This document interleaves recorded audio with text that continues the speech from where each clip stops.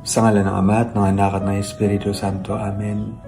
Panginoon, gabayan niyo po ang lahat po ngayon ng mga nahihirapan, ang lahat po ngayon na may mga pinagdadaanan, at lahat po na mayroon pong kinakaharap na mga problema. Palakasin niyo po ang mga pinanghihinaan ng loob. Pagalingin niyo po ang mga may sakit.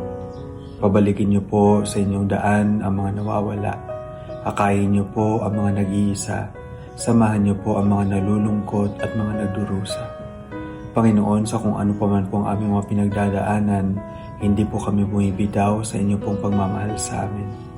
Ipagpatawad niyo rin po ang aming mga pagtataksil sa inyo. Ipagpatawad niyo rin po kapag kadalasan po kami ay nagiging makasarili. Ipagpatawad niyo rin po kung hindi po namin naiisip ang mga maraming pagkakataon na kayo po ay aming nasasaktan. Panginoon, sana po pwede lagi kami magsimula sa inyong grasya.